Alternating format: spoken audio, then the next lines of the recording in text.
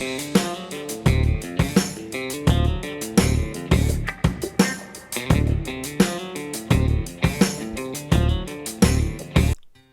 back to KP's Kingdom, Cooking with KP, and today I'm going to show you how I make my mixed potato bake.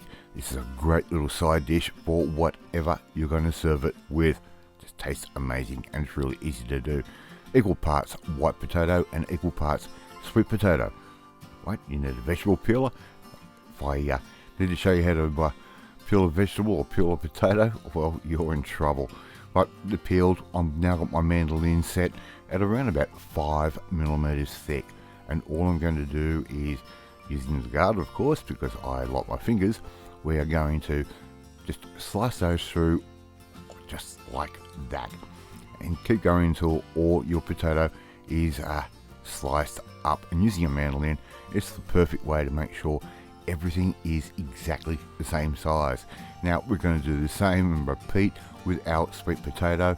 We can't use our guard on this. Just be careful of your fingertips, because I tell you what, they're the worst injury to try and recover from. Right, there is our sweet potato all done.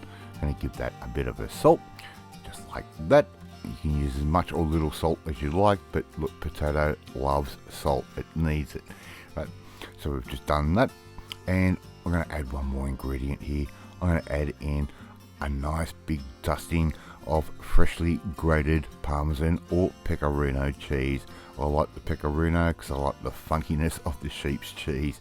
Right, so put that through and toss it around as though you were doing a salad using your hands. I'm using the gloves because you can end up with a little bit of keratin staining your fingers. It's bad enough if you've got tobacco stains on your fingers or nicotine stains on your fingers. We don't want that on top. Okay, again with a white potato, salt, that goes down, and we're going to add in our freshly grated and finely grated cheese, just like that. I'm going to give that all a little bit of a stir through, right, just like that. And that cheese will actually stick in between each slice as we put this down, believe it or not. It just adds a real new nice layer of flavour to your potato bake. Okay, now if you don't want to use both types of potato, it doesn't matter, you can use one or the other, but I'm going to show you something really cool. Right, give that a little bit of a spray down in your little oven baking dish, just like that. Okay, and now it's time to start layering down our sweet potato. Now as you can see, I'm trying to overlap these by around about 1/2 to 3/4. Right, we're just going to layer these down in a line, just like that. Okay, and that is exactly the way we want to do it, because when it cooks off, it's just going to end up being all the same consistency. Right, so layer those down, and with a sweet potato, I will do a double layer as opposed to our normal potato. All right, so we've finished one side. We're just going to keep going through and add another layer of our sweet potato. Now it's time for our white potato, and we're just going to layer that straight down right next to what we've just done, exactly in the same fashion. All right, just overlap them by sort of 3/4 of the way through or the way through. And if you haven't tried making your own potato bake before, why? Because it is so easy to do, so fulfilling, and really inexpensive. And this dish will serve a family of 4 really easily, and the kids will love this because it's a beautiful cheesy flavour. So we're going to alternate between our sweet potato and our normal potato, just like I'm doing right there. And as I said, we're going to double up on the layers. Now we've got enough potato to do at least 2 layers of our normal potato, and we're just going to make sure we double up with our sweet potato. Give that a good seasoning with a bit of freshly ground black pepper, just like that. We don't need to add any more salt, we've already salted the potato in the first place. So give that a really good seasoning up, just like I'm doing right there. And the next thing I'm going to do is I'm going to give that a nice little sprinkle of some onion powder straight over the top. Just a nice little dusting, and we're going to do the same again with a little bit of garlic powder. Okay, and you're probably asking yourself, why am I doing that? Don't worry, it's all going to mix through in the end. Right, little bit of dried thyme. We're going to give that a nice little sprinkle over the top, just like that. And yes, nothing wrong with using the dried thyme in the way we're going to be cooking this. Alright, if I had the fresh, I might use it, but the dried works perfectly. Now, the next little thing I'm going to do is some dried rosemary. Normally I would use fresh, but my father-in-law ripped out our rosemary bush, so I'm just going to have to revert back to a little bit of dried. Doesn't matter, because the way we're going to cook this, it's going to work out absolutely beautifully.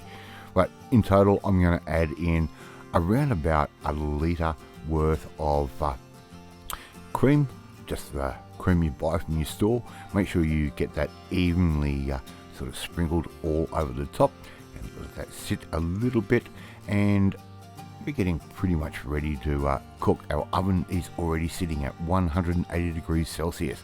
Mrs. KP is covering this with a little bit of foil, a little bit of aluminium foil, and we're going to probably do a double layer. We'll crisscross that and make sure we've got a nice tight seal on this.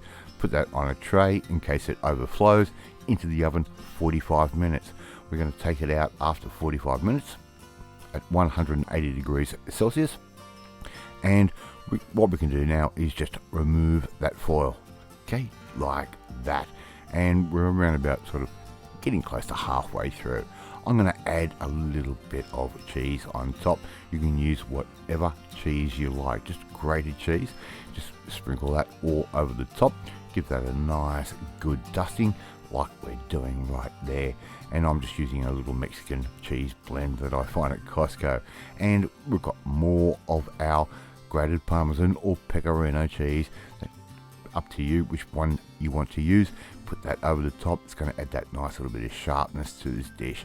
Alright, so sprinkle that over the top, and I'm going to put that back in the oven for around about 30 to 45 minutes, or until we get a skewer and it goes through nice and tenderly. And at the end, look at that. That is what you end up with. KP's mixed potato bake. Doesn't that look magic? Okay, love to see you try and make this one at home. Thank you so much for watching this video, really do appreciate it. And if you like this video, hit that like button, gives me confidence and it helps the channel, believe it or not. Don't forget to share this video with all your friends on all platforms of social media. Hit that notifications bell to be notified every time a new video goes up. Leave a comment, because I love reading and I love responding to them. You guys are absolutely magic.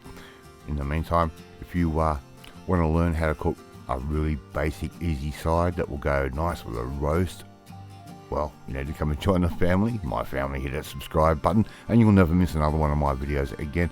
Off to eat my mixed potato bake with a bit of roast chicken, and I will catch you next time. Bye.